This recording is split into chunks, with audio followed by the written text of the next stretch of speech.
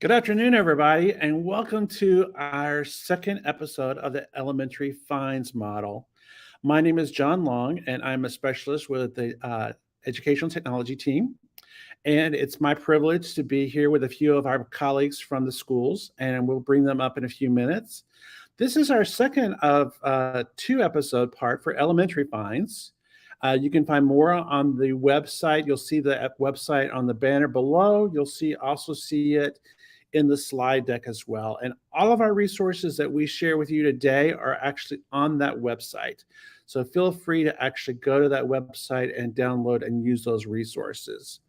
So we're going to do a quick review before I bring up my colleagues. And we talked about the F, the I, the N.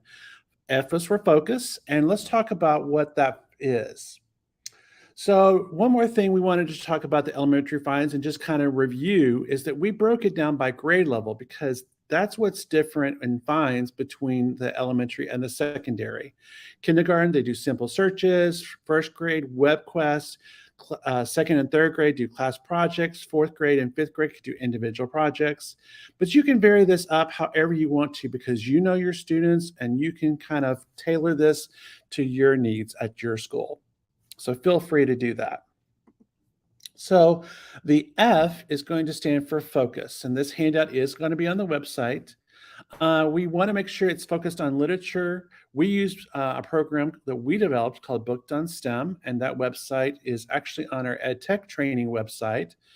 We use 3 books from that for at Tony's school, and then Takesha has used some other resources that she'll share with you when we get to the develop and stuff like that. We wanted to make sure that it aligns to standards, give them time to explore topics and refine them, because sometimes you get into a topic and you can't find those resources. And then we also want to keep the focus on the reading. So what about the I? The I stands for investigate. We want to keep it simple. So that's why we use the Boolean operators and broke them into grade levels. Kindergarten uses keywords. First grade, since they're using addition, they learn to use the plus sign. Second grade, we use the minus sign. Third grade, we use the quotes. Fourth grade, we use the parentheses. And fifth grade, we get to use them all. And hopefully by the time they get to fifth grade, they're ready to go on. We also use those for going into how to Google because kids are going to Google it. We can also go into using our databases that we use, Pell Go, WorldBook, and WorldBook Student. You can also find a lot of this stuff in BrainPop if your district subscribes to BrainPop. So feel free to use those resources as well. We also came up with this little handout that works really good on how to refine your searches. So who made the website? Is it a person or a professional? What's the reason of the website? Is it informational or entertainment? When? How often do they update it? Where? Is the information relevant? Or also why? Is it the best website for my research? Those are some things to think about. And finally, N for note. So we have lots of different examples. You're seeing examples here from Marsh Point, from Tony Lipsher, which I'll bring up in just a minute. We want to make sure keep it simple, break it up into grade levels, use simple sentences, images, sentences, let them describe it, let them use what is comfortable. Then here's a graphic organizer that Takesha Grant from Northborough used, and you see some videos of what they did. She paired this with another page, and they used it to kind of like build and talk about animal environments. And they also used it for community helpers like policemen, dentists, and those kinds of things. I love that picture of that turtle. So those are some examples. So one thing we're going to talk about in note-taking, we want to make sure that we brought some different examples for note-taking. So we start with the 4 C's of note-taking, which are capture, comprehend, curate, and create, which takes us into our level, our D today, which we're going to bring up our panel and start talking about develop, which is kind of developing a project, which goes with library media, and it works hand in hand with the classroom teacher. So let's bring up my 2 teachers, our 2 media specialists, excuse me. We've got Tony Lipsher from Marsh Point Elementary School and Takesha Grant from Northborough Elementary School. So, Tony, why don't you say a few words about uh, this has worked for you so far? I thought, you've been doing this for a certain amount of years and you think, oh, I've got this. But just recently, the Department of Education, along with some media specialists, got together and revamped the fines model. And upon doing that and upon investigating it even further and diving into it with John Long, it has opened my eyes to a lot of different areas and to a lot of things that I felt like I could improve on. So throughout doing this project, we had some major woohoo moments and some major like, wow, we should have maybe done that a little differently. But throughout the entire thing, I did learn a lot about research and things that I didn't even know before. We all discovered something new. We all learned, and that's the spice of life is you got to keep learning. So it was great. Really enjoyed the experience.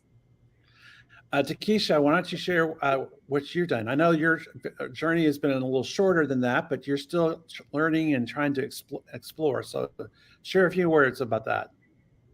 Sure. I really enjoyed, I've always enjoyed the structure that Fines provides and when you're trying to plan for instruction as a librarian and to help students with research. And develop has always been kind of like my favorite, one of the favorite steps in the process because that's when you start to bring everything together and create something. And so develop is fun for me because then you get to kind of really identify what tools you want the students to be using, and then I also want to incorporate the backwards design at that moment because where you begin with the end in mind because you want to know what do you want your students to be able to do, what do you want your students to create, and what is the finished product supposed to look like. And so those are some of the concepts or things I'm thinking about when I get to the develop stage.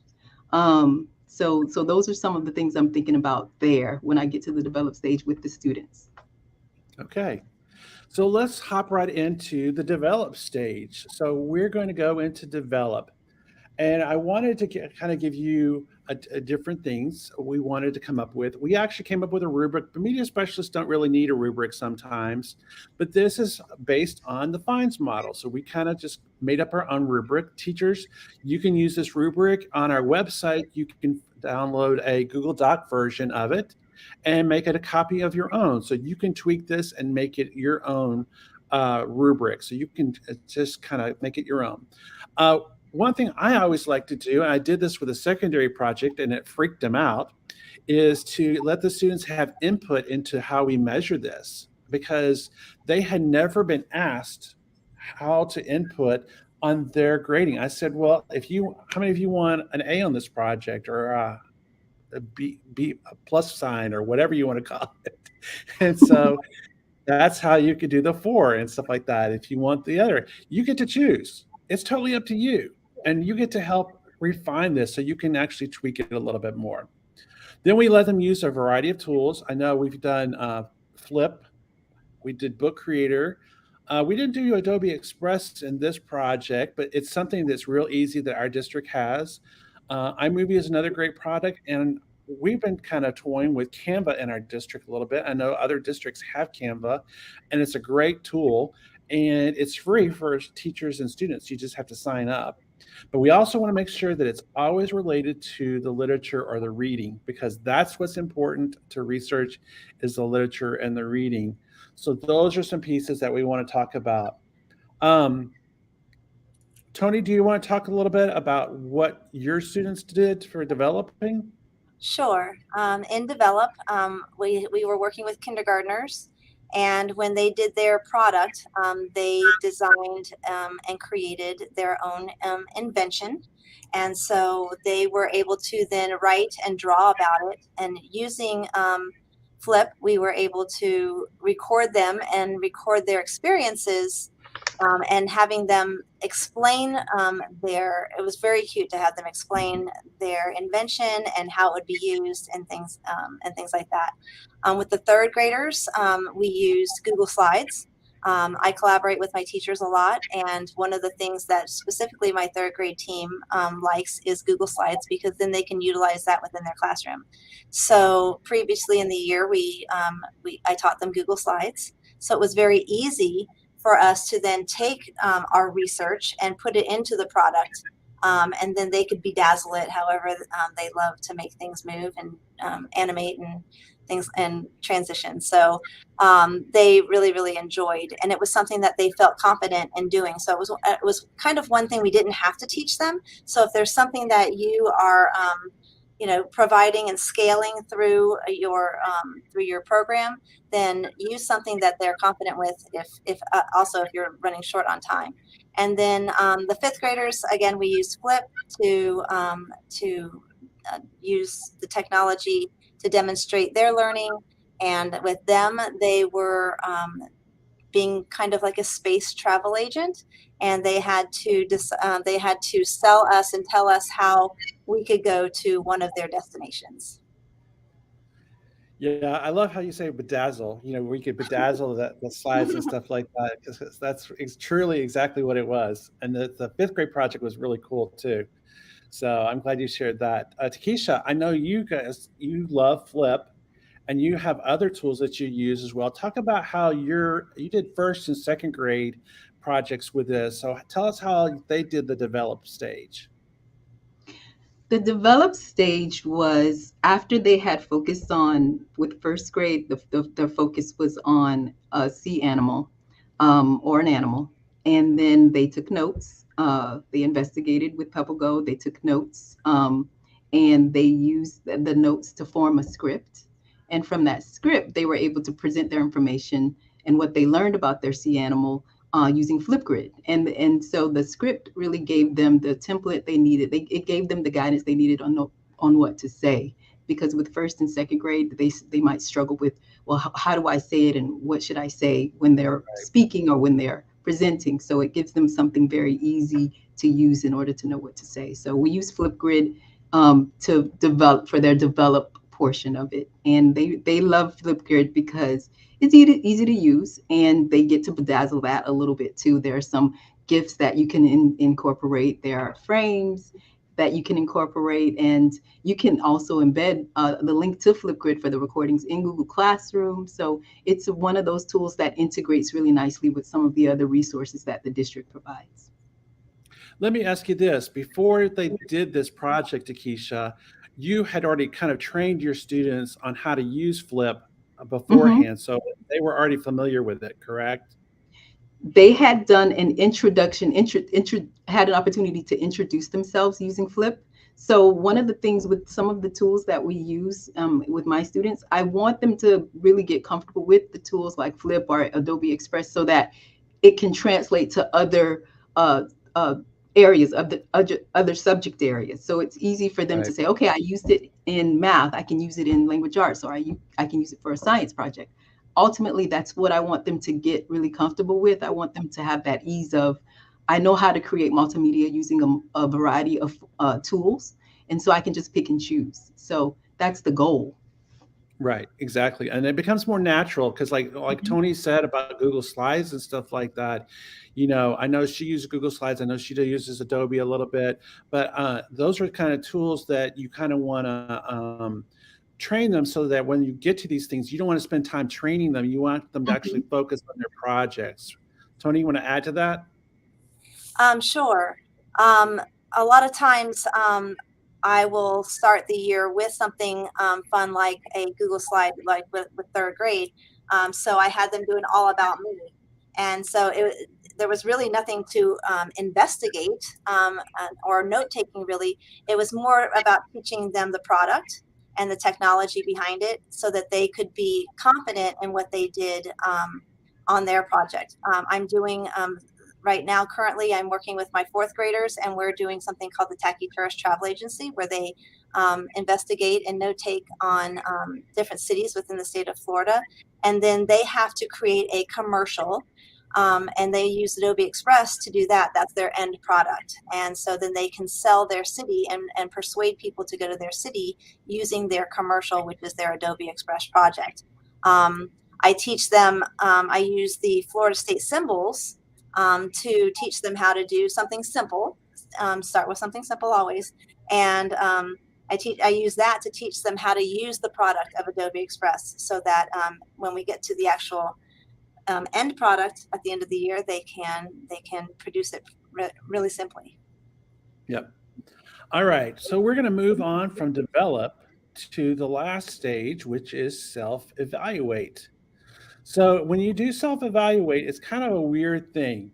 I always thought it was kind of weird because self-evaluate is kind of like where they kind of measure themselves, but it's hard for kids to kind of self-evaluate a little bit. Sometimes they're kind of overcritical and stuff like that. That's where the rubric or the checklist can come in handy and stuff like that.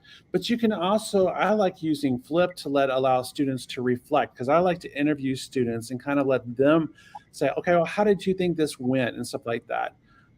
Interview them. You can let them reflect on their work, what worked, what didn't work, if they could do it again, and then also relate it back to the literature and stuff like that. So whatever you were reading, you always relate it back to that case. So it's kind of one of those things that it's like, how are they going to share out with this? So we actually have a couple examples. Uh, Tony, Tony talked about the kindergarten student and how they did a invention, and we did the story Now and Ben. Where was that? That was the story, right? Mhm. All right. Yes. So this is Audrey. Audrey's really cute. So let's see what Audrey says about her invention. Hello, my name is Audrey. Today I'll be talking about my dog robot. So the dog robot does when your mom says, clean your room, the kid says, dog robot, clean my room. And then the dog robot does it in a quick second. Bye. And I had to remind them to hold up their image so they could do their image and stuff like that. So now we also have a fifth grade example on their Neptune space cruise. And this was kind of fun to do. I'll talk about this in lessons learned, but here's a fifth grade example. Hop on our hypersleep equipped cruise and go for the 2.846 billion mile trip to Neptune to go surfing on its liquidy surface and possibly see it rain diamonds on this 599 mile wide planet. Bring your oxygen tank spacesuit as well as your puppy coat, because out here it's negative 370 degrees Fahrenheit. If you want the full orbit trip, you'll be here for 165 years. If you purchase a ticket now, you'll be the first person there and you'll be Elon Musk. You can also hitch a ride on the Voyager 2. Book your trip today or be blown away by the 1,200 mile per hour winds.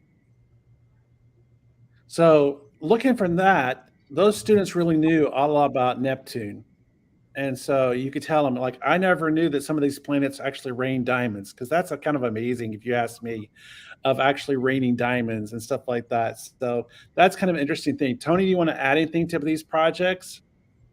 I thought that first of all, they really, really enjoyed and enjoyed the project and the take of being like a travel agent, going to a certain place. The fifth graders really, it was a good spin on it. It wasn't like your normal, you're going to write a research paper type of a project. So they really, really enjoyed that. And then when they were actually, even fifth grade and all of them actually, kindergarten, third and fifth, when it came to the self-evaluate, they all wanted to do it over, over and over and over again. So go ahead. I was just going to add, kids tend to be self-perfectionist when they get to this kind of stuff because they want to keep improving on it. Yeah, so not only did they enjoy it, but they were self-evaluating without a rubric, just standing there while we were trying to film them and create their projects. So it was fun to watch how invested they were in their projects. All right, so now let's switch over to Keisha's examples. And so I already did that when I did that. Hop on our hypersleep equipped cruise. All right, so this one is really cute. I like this sea turtle one. Let's see. I think the guy introduces himself, but this is really cute too. Hi, Elijah. How are you? Good. All right. I know you did some research on sea turtles, so I'm going to ask you some questions. Question number 1. Where do sea turtles live? Sea turtles live in the Atlantic and Pacific and also the Indian Ocean. Wow, perfect. Can you also tell me what do sea turtles eat? Sea turtles eat jellyfish, crabs, fish, and also grass. Wonderful information. Last question. What do we call sea turtles' babies? We call them eggs that hatch into baby turtles. Thank you. That was really great information, Elijah. Great job. Go. Hi, Elijah. One Oh, last question for you. and we have one more with Dennis by Alonzo and Leah. Hi, my name is Alonso. Hi, my name is Leah. Who is our community helper? A dentist. Where does your community helper work? At a dentist's office. How does this community helper help our community? Dentists keep our teeth healthy and fix cavities.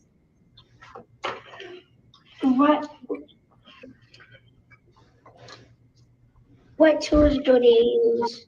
Dentists use X-rays and gauze and picks nobody teeth. Where did you get your information from? I got it from Peppergo. But thank you for watching. Bye. So Takesha, I mean, that was really cool. And those were first and second graders, right? Mm-hmm. So And you want to and share any thoughts about that? yeah, they just get very excited to be able to see themselves and actually be able to speak. And it's great practice for them to be able to express themselves, to speak, and practice that. Some of our students are really, really shy. And so it starts them at an early age, getting comfortable in speaking, providing Right. public speaking, and just using their voice, because they don't get a lot of opportunities to do that. And then just, as you all know, whenever you incorporate video with students, they're just all over that. They really get excited about it, no matter how shy they are. The other thing I like about the self-evaluate piece and using checklists and rubrics is they can also use that to kind of like check where they are in the steps in the process. So they can say, okay, using this rubric, I'm supposed to do this, I'm supposed to do that, I'm supposed to do that, and it kind of guides them and helps them, complete the project appropriately. Well, it's good for keeping them organized too. Yeah. One thing I was going to say, kind of comment on about what you said, is that these are great language skills for these Mhm. students to actually verbalize. And a lot of times we don't give kids enough opportunities to verbalize like this. And it's Mhm. great for ELL students as well, because they may be learning language skills and trying to develop this. So it's a great resource to kind of let them kind of articulate this in their own words and stuff like that. So I love how they took notes and how they use the notes to kind of guide their interview and stuff like that. And it's a great way that they can interact with each other like that too. Mhm. So let's kind of wrap this up and talk about lessons learned. Okay. I know Tony mentioned this earlier and stuff like that. I know that when I do a project like this, that I always think about stuff after I've done it that I would do different next time. You know, I remember when I did the secondary project, I was like, I didn't give them enough time to practice doing a Google search with Boolean operators, or I didn't give enough time to let them practice note taking. We kind of raced through it because we were trying to get things done on a schedule and stuff like that. But if you guys could do this again, what would you do differently? For me, with certain aspects of it, I would give them time is always the most challenging thing for research in the Media Center. So Right. just making sure you're being as smart as you can with the use of time, um, partnering up the students to help support one another after you've modeled the process. Like Tony used earlier, where she introduced the skill earlier in the year with something simple where the kids already know the information about who they are. So then they can just concentrate on learning how to use Google Slides. So using those strategies and then introducing having Google Slides being used again later on in the year after they've already mastered it, using those strategies to manage your time with students is always really important. I'm always learning different ways to do that. How, especially when I don't have a clerk. So a lot of media specialists may not have a clerk to assist them, and having a clerk when you're doing these types of projects, especially with the younger students, is really, really helpful, but you don't always have that luxury. So figuring out ways, strategies to get around those types of difficulties are the things that are helpful. Yeah, I'll tell you this, when you're doing that project by yourself, it's hard because you've got all these kids at different levels and different opportunities doing different things, and to get them really focused and kind of do that, it's a juggling act of all that. And so having a clerk I know it definitely helps. Tony, But you you want have to to add? learn how to do it without having a clerk. You got to figure out Oh a yeah, way to do it. definitely, definitely. Tony, you want to add to that? Sure. One of the things that brought awareness to me is, sometimes you think, oh, we're going to do research. We're just going to hop right on in and we're going to jump into this topic and we're going to do it. But one of the things that John taught me is attaching that, spearheading it, front loading it, so to speak, with literature. And so we always started with a book that was a springboard for what we were going to be researching. And so I thought, that was like a great aha moment for me. Like, why didn't I think of that? And so I've used it now in the classroom without doing this project. And, and I used it with the 5th grade again. And, even with a picture book, you could have heard a pin drop. And then talking about, the topic that we were going to be talking about, it really kind of made it cohesive and brought it together. And then tying it back to the literature at the end, I think is something that I think is important that I learned too. And of course, as Taikisha said, the time management is definitely the hardest thing to control in the project. Well, Especially I think when if you we want, go ahead, Takesha. especially when you want all the students to complete it. It's one thing to say, oh, I know my advanced class can get this done in a certain amount of time. But if you want all the kids to get it, if you want 100% or 95% completion, that management of that time is so important, and strategies to do that are important. So I'm figuring out ways, and I've come up with ways to make that happen, even if it's a matter of taking some students who are already done and they are doing another type of activity or center, and then concentrating on the students who still need a little bit more time. So managing to do that, those are some of the strategies I've used. Yeah, that's so obvious. And one thing I think people should do is don't try to do this with all your classes all at once. You try it with one class, get comfortable with it, and then try to adding it to another class and kind of break it up and stuff like that. Give yourself a timetable, because if you just let them just be perfectionists, they'll never want to stop, and it'll just like keep on and on and on. I remember one teacher, I was figuring out how to use QR codes for teaching, and I showed it to a teacher, and she started using it to help front load information on different books they were reading. She did it on 1920s New York as a tool to introduce them before they read The Great Gatsby. And I never thought of that. That's kind of a cool way to kind of get kids to understand what 1920s New York was before they read about it.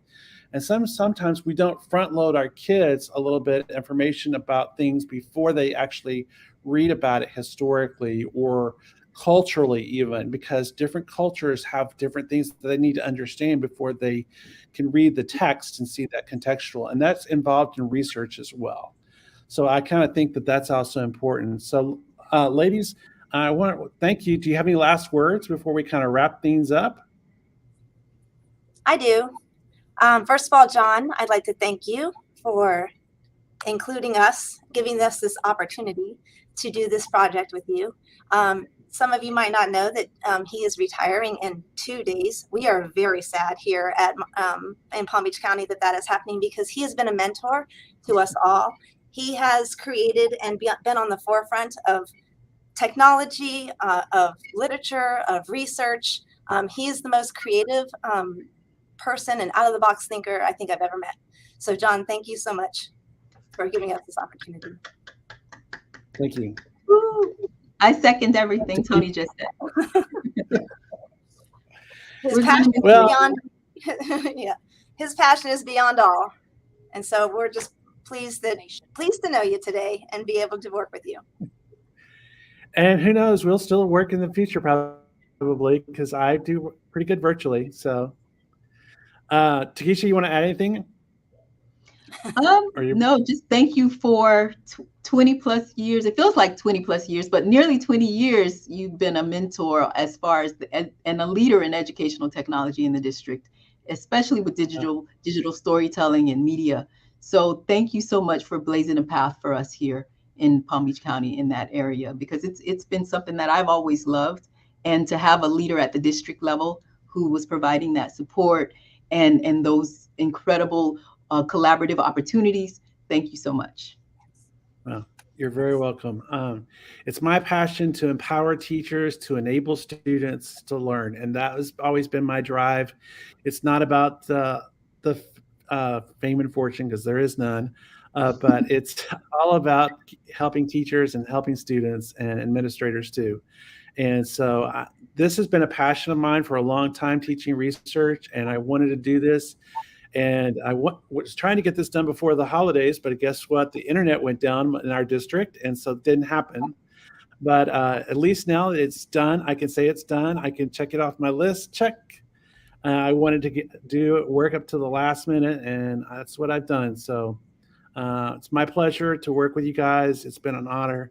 And there you go. Thank you. So I just want to say thanks for everybody from the entire EdTech team, and I appreciate you for being here.